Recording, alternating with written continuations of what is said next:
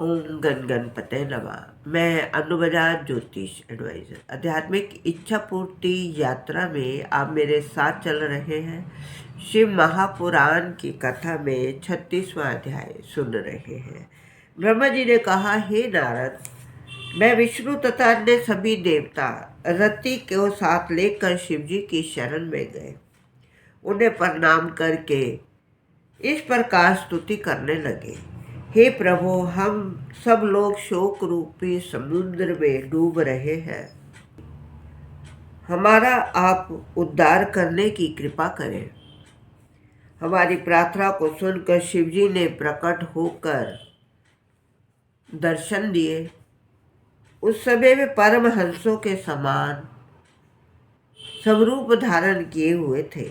उनके उस सुंदर स्वरूप को देखकर हम सबको अत्यंत प्रसन्नता हुई।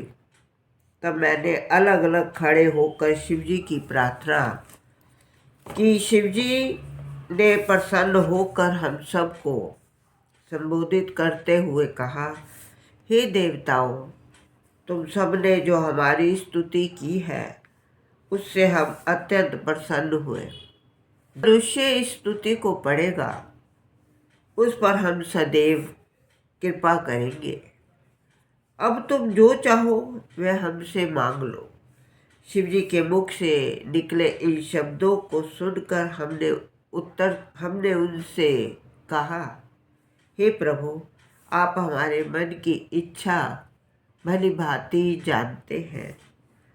हम स्वयं आपसे क्या कहें। हे नारद, ये सुनकर शिवजी ने हंसते हुए कहा, हे देवताओं, हमने ब्रह्मा के श्राप को सत्य करने के लिए कामदेव को भस्म किया।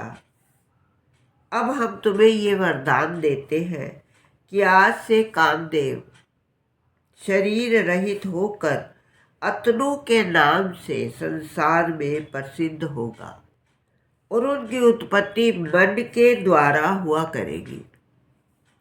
उचित समय आने पर हम रति को उसका स्वरूप भी दिखा देंगे। तब वह हमारे पास इसी कैलाश पर्वत पर निवास किया करेगी। जब द्वापर युग में विष्णु का अवतार कृष्ण रूप में होगा, तब कामदेव कृष्ण के पुत्र के रूप में जन्म लेगा। उस समय वह रति को पुनः प्राप्त कर लेगा। अब रति को उचित है कि वह उस समय के आने तक इंद्र के यहाँ जाकर रहे। अपने मन में किसी प्रकार का दुख न माने। वह बिना कोई परिश्रम किए अपने पति को पुनः प्राप्त कर लेगी। जब रुक्मिणी के गर्भ से पुत्र के रूप में कामदेव की उत्पत्ति होगी, उस समय इंद्र उसे उठा ले जाएंगे और समुद्र में डाल देंगे। वहाँ समुद्र में एक मछली उसे निगल जाएगी, पर हमारे प्रताप से उसकी मृत्यु नहीं होगी। उस मछली को एक केवट अपने जाल में फंसा लेगा। उसे शंबर नामक एक असुर की भेंट कर देगा।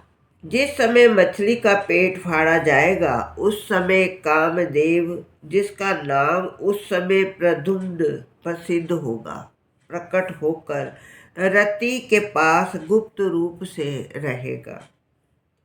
वह बालक उस असुर को मार कर यहाँ चला आएगा। इतना कहकर शिवजी सबके देखते देखते अंतर ध्यान हो गए। फिर देवताओं ने रति को इंद्र के साथ कर दिया और अपने अपने स्थान को चले गए।